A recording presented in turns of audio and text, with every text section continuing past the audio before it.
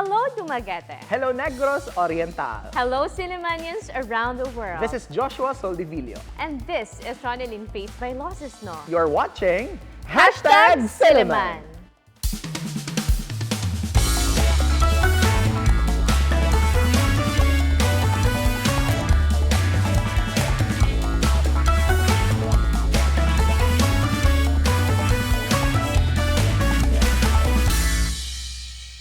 Good evening, everyone. This is a magazine program that talks about different aspects of Silliman University, a program initiated to discuss matters concerning the campus by the sea. This is #Silliman. Maayong gabi sa atong tanan. Thank you for spending your night with us here at #Silliman. Today is December 8th, a few more days before Christmas. I hope you are doing well and good, and I hope that everyone is excited for the Christmas season. But before that, let us first talk about relevant issues nowadays. And we have special guest for tonight who will be talking about the environment and of course marine biology and marine sciences. And for that, I will be introducing to you the Dean of the Institute of Environmental and Marine Sciences, Dr. Aileen Maypa. Hello, ma'am, and welcome to #Silliman. Hello, Ron. Thank you for inviting us. All right, and we have also here with us a faculty member of Iems, Assistant Professor Danielle Mark and Fukuda. Hello, sir, and welcome to #. Thank you for the invite. And of course, to represent the student body, we have here the president of their student council, Theodore, Todd, Bradshaw. Hello, Theodore, and welcome to #Silliman. Thank you. Thank you for having us. All right, so let us start the conversation about, because I think that this was a month ago, I read about your, a news, you, Dr. Maypa, visiting the ethanol spill at Bais. I'd like to, today, December 8th, what's the update about that spill? Before that, it was actually the Department of Environment and Natural Resources that wrote Dr. Macan last October 31 asking for help or assistance in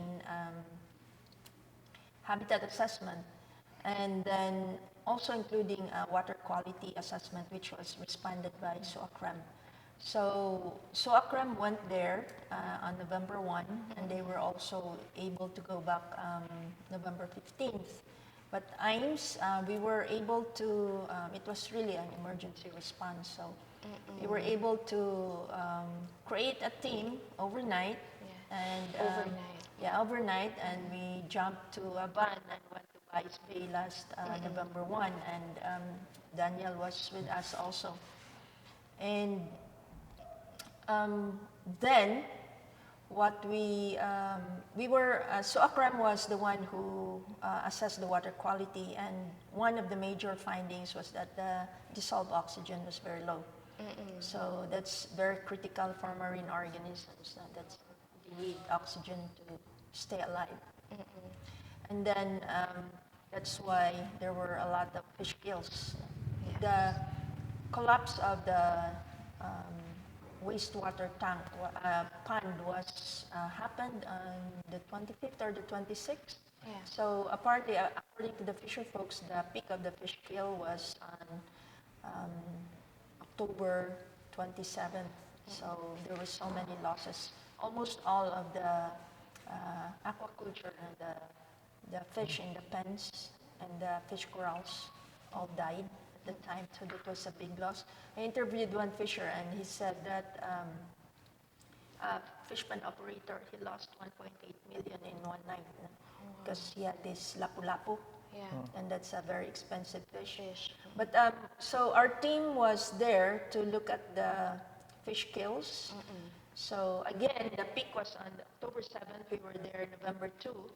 So we still found fish that are floating dead, and it was about 7 kilometers long from the, we trucked it from the source. And then, so that means that was about 3 meters in depth. So that means it indicates that the oxygen was also depleted. And Danielle, they tracked the extent of the spill. I'll let him speak on that. Yeah. So on our deployment, we tracked the edge of the spent wash spill. So November 2, we estimated it at 4,494 hectares, which was a little bit smaller compared to the previous mapping done by DNR, which was roughly around 6,000 hectares. Yes. So there was a small improvement, but still the damage was still a big because it covered the entire North Bais Bay and extended to the Manuyod sandbar. Yeah, we're talking about, marine biology here. Now, I'd like to ask, Maypa, what's the relevance of our course offerings to these matters, environmental matters? Or let me start asking first, what are our academic offerings at Iems? So at the Institute of Environmental and Marine Sciences, we have 2 undergraduate programs. One is Bachelor of Science in Marine Biology, and the other is Bachelor of Science in Environmental Science. And we also have master's or postgraduate master's program would be master's in marine biology and master's in environmental science. There's also a master's in coastal resource management. It was put on hold a few semesters ago, but there's one that enrolled now, so we reopened it because she was from the old program. And then there, for PhD, we have PhD in marine biology. So for the BS in environmental science and marine biology, the total now is about 80 students plus, but more on the marine biology side. It's, I think, 95% marine biology and only a few in the environmental science. Okay, thank you for that information, Dr. Maypa. Now, I'd like to ask Sir Danielle here, what's the difference between environmental science and marine biology? I'll be asking you in a while, Todd. What's your bachelor's degree? Marine biology. Marine biology. Later, I'll ask you about your experiences as a marine biology student. Now, Sir Danielle. So marine biology deals more on the biology component of the biology, the life sciences in the marine environment. So it is a very hard science where we are looking at the physiology, the morphology, anatomy, and ecology of marine organisms and how certain environmental conditions would change those aspects of biology.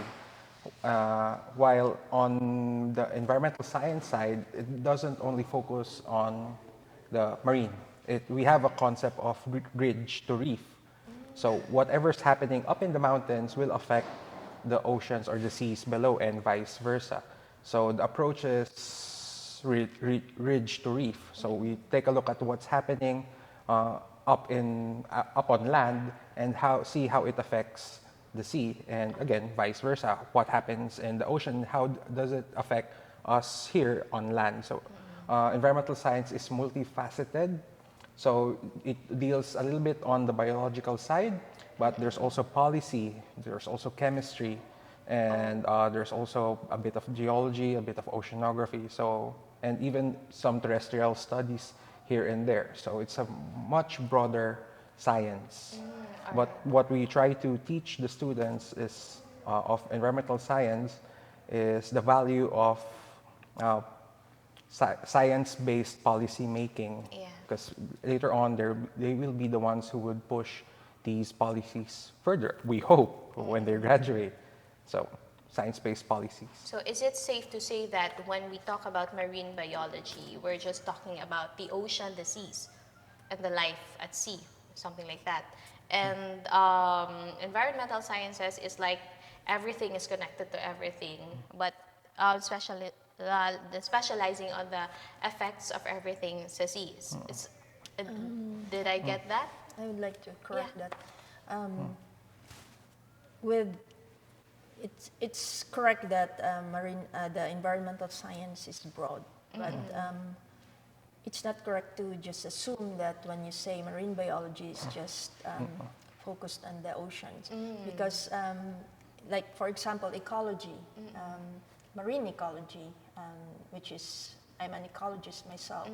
I focus on the ocean and the marine organisms, but then in terms of impact, you have to connect them also with, for example, environmental parameters and even anthropogenic stressors like the effect of humans. And so it depends really upon what you study, but marine biology focuses on more on the ocean aspects, but not limited to that. To the ocean. Okay. Thank you for shedding light on that, Dr. Aileen.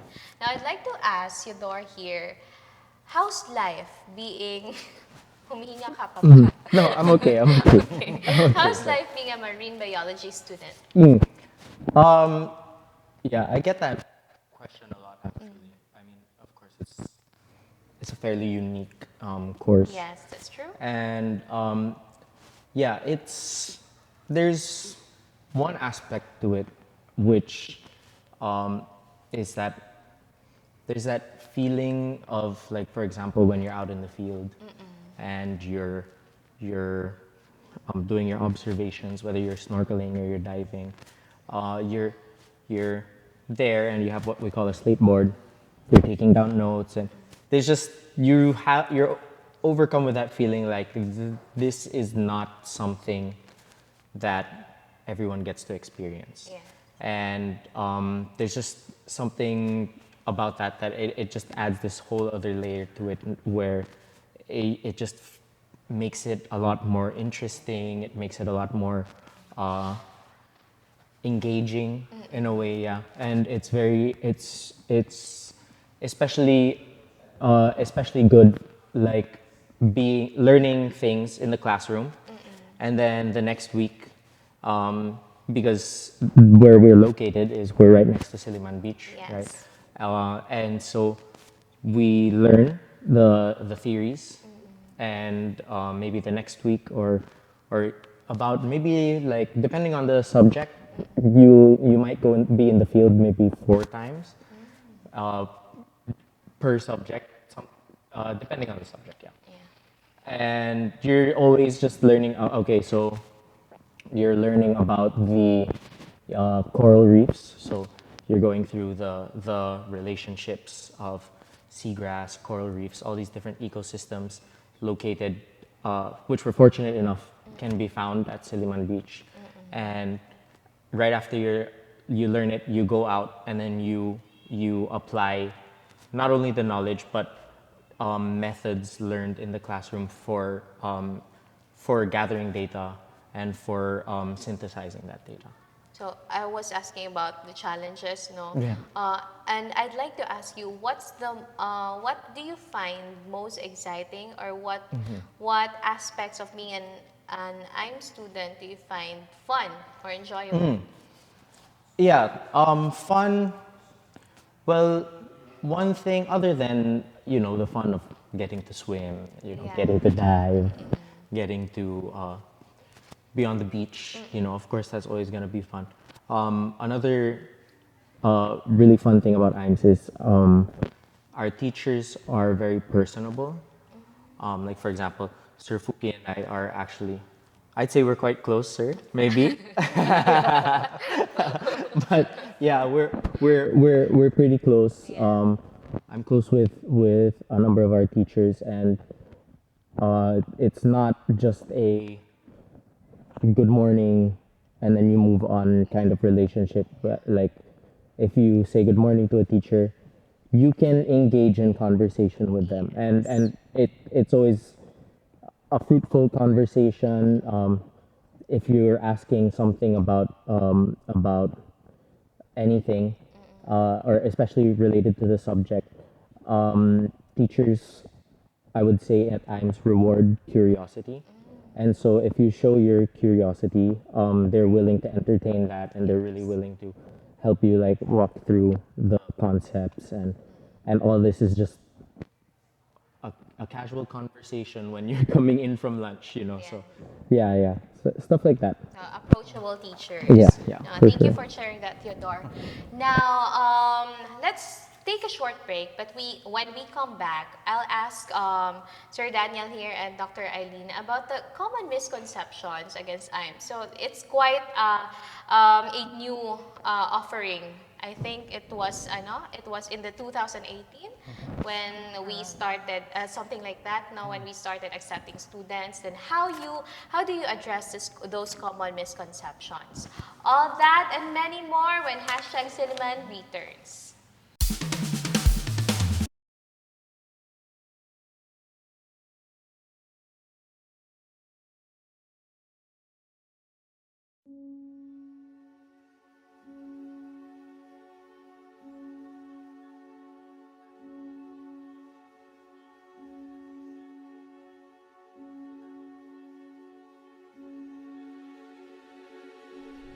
Silliman University, a place where every corner tells a story of dedication, growth, and excellence. But beyond our classrooms, our school has fostered a revolution against waste. Our story is a passionate call for environmental responsibility, directly tackling waste challenges often faced by big institutions. And this all began with a move in the right direction, the bold step to reinforce policies and firmly ban plastics in campus. This is the Silliman University Waste Management Success Story. Here at Silliman University, we take a role as stewards of God's creation seriously. Thus, it was imperative for us to develop environment principles, policies, and guidelines. Silliman University has published, after approval of the Board of Trustees, its guidelines, principles, and policies on environmental sustainability. And zero waste plastic, or a plastic ban, is part of that. Taking care of the environment is not an easy task. It requires passion, commitment, resilience, and initiative. Change does not happen overnight, so we can only do so much. In Silliman University, students are expected to go beyond what's expected. And so, for every event that they organize, they are required to submit protocols and zero waste management plan before their events are given approval.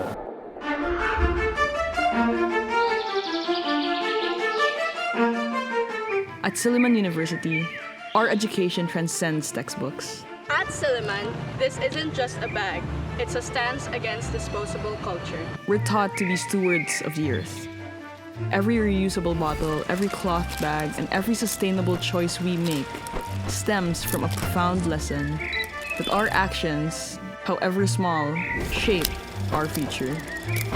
So Silliman University as an educational institution is in a very unique position to be able to teach the students from early childhood all the way up to college these environmental principles to help them rethink their lifestyles and their consumption patterns to choose products that are kinder to the environment. Silliman University operates a materials recovery facility wherein the Buildings and Grounds Department segregates the waste materials into 3 categories: recyclables, biodegradables, and residuals. The recyclable materials are processed and retained in the facility.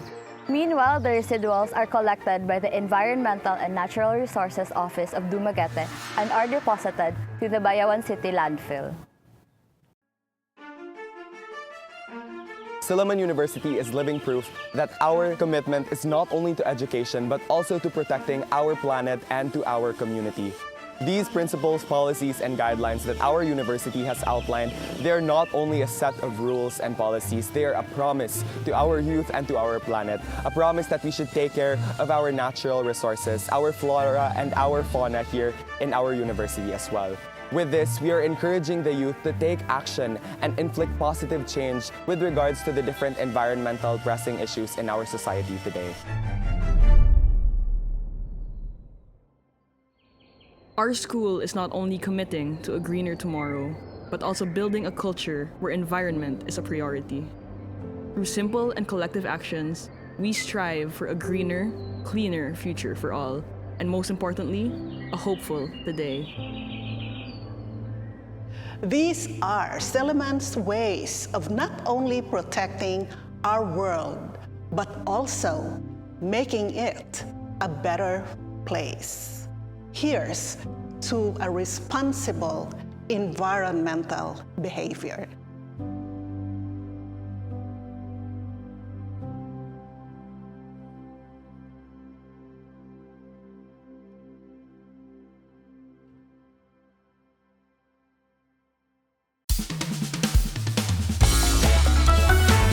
And now we're back. Thank you for staying with us. Still here with us are Theodore, Dr. Aileen, and of course, Sir Danielle. Earlier, I asked before we took a short break, what are the common misconceptions about Iems or marine biology or environmental science, and how do you address those misconceptions?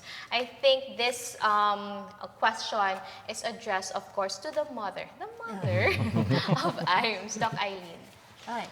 One very popular common misconception would be that we are just divers. Divers. Yeah, scuba divers, and we're, what was my term earlier?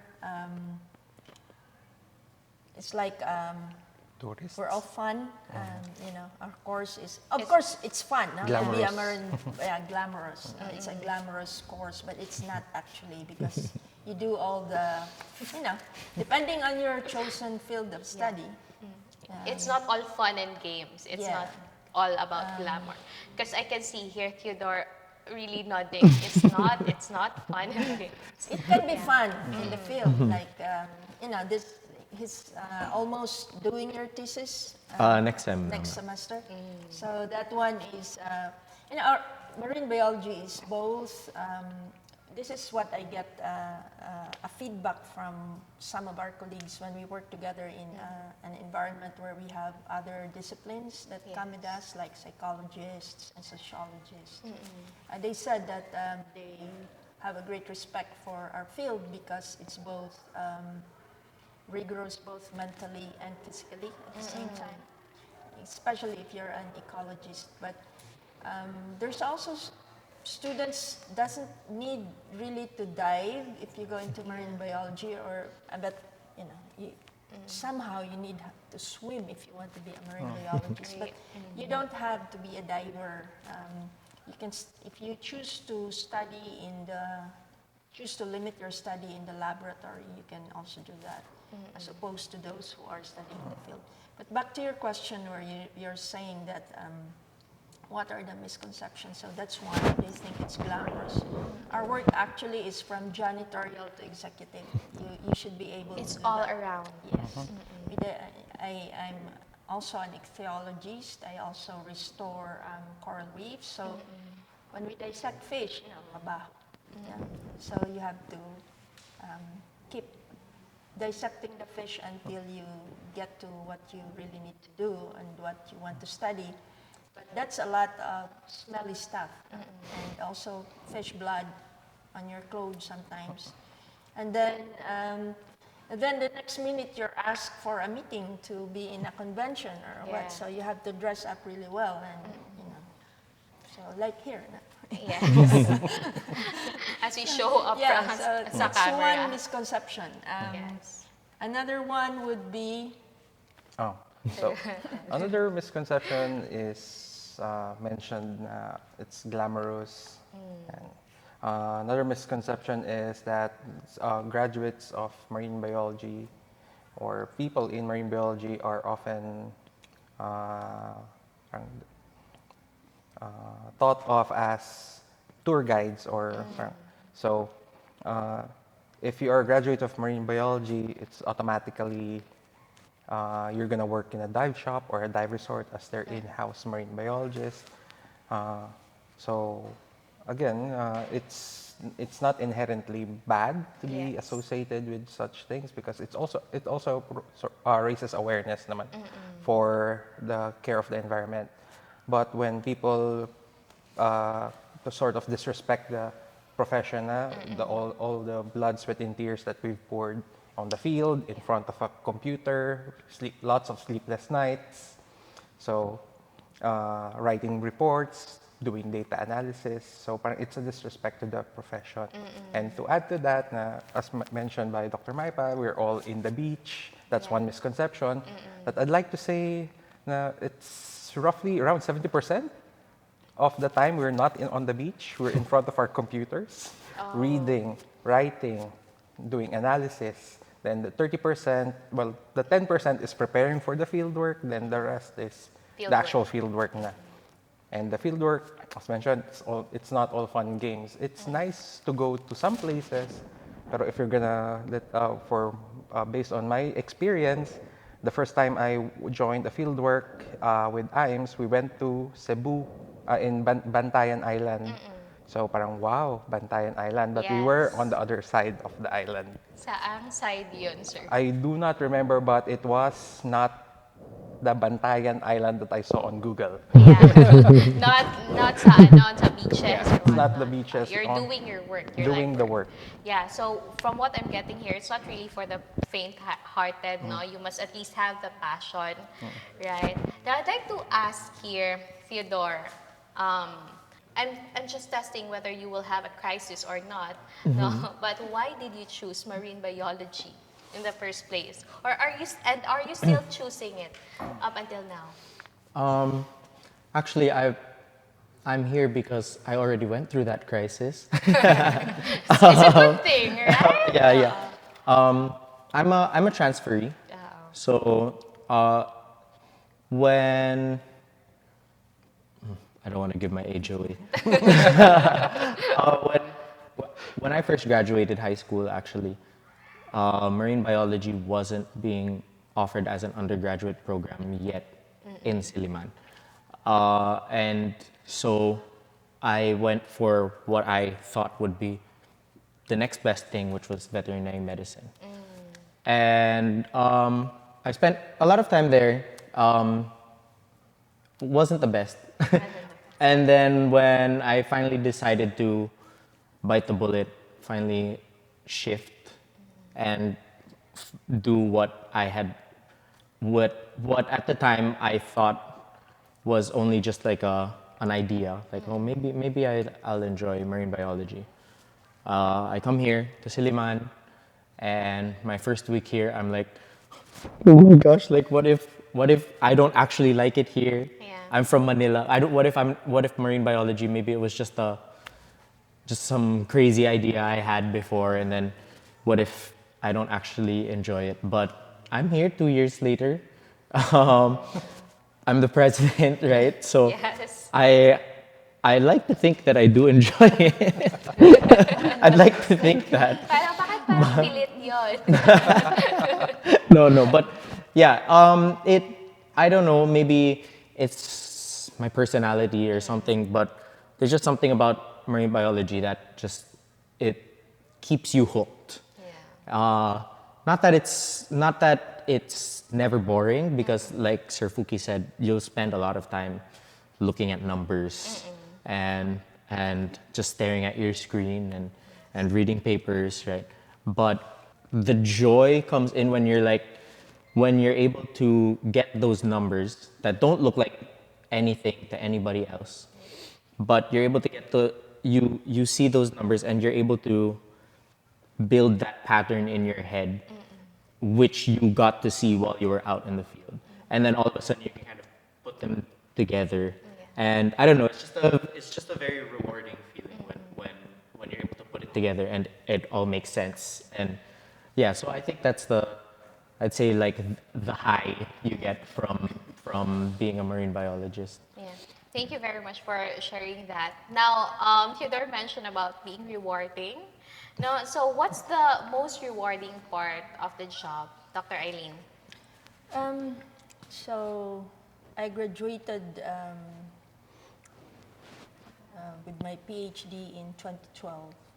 But before that, I've been working as a marine biologist with my master's degree and undergrad. Right from when I finished my undergrad, I already had a job waiting for me at the marine laboratory. Wow. So I've been in the water for a long time because I chose to be an ecologist.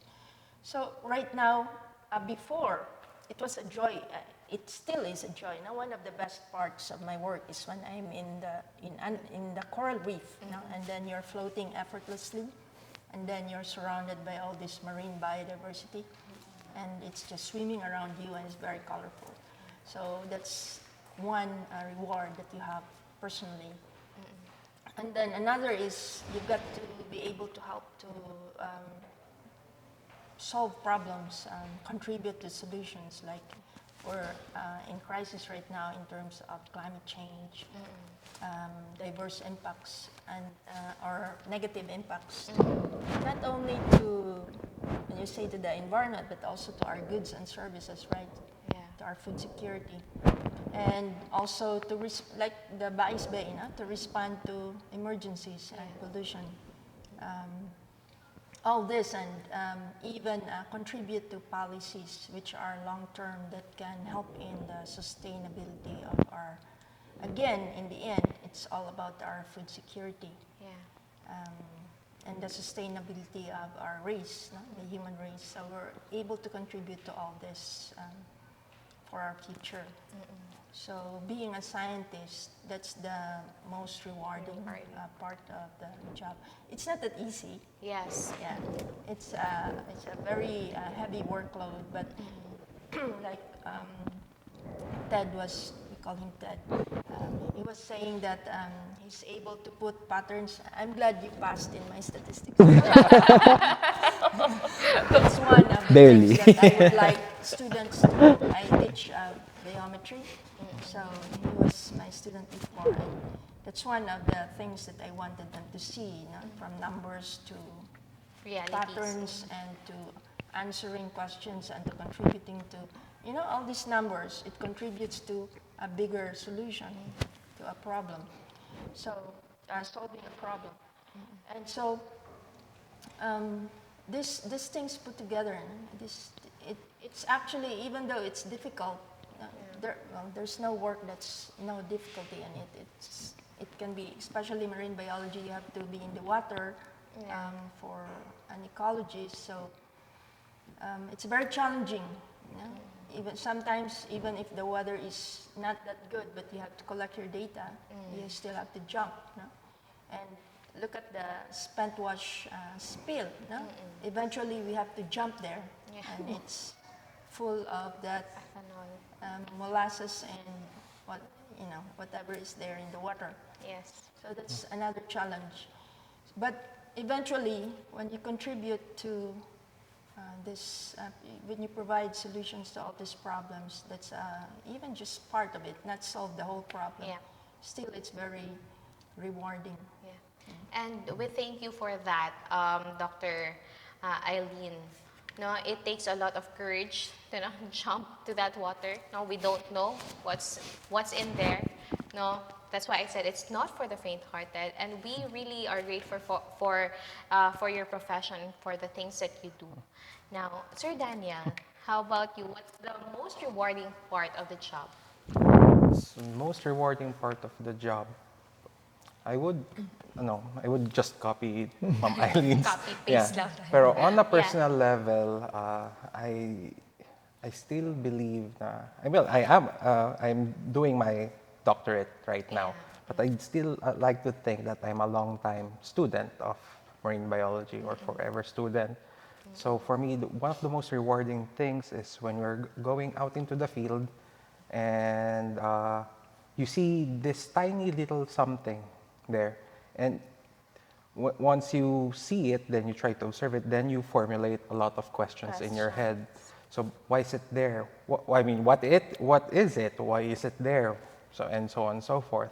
So those moments that you learn something new, then that's very rewarding for me.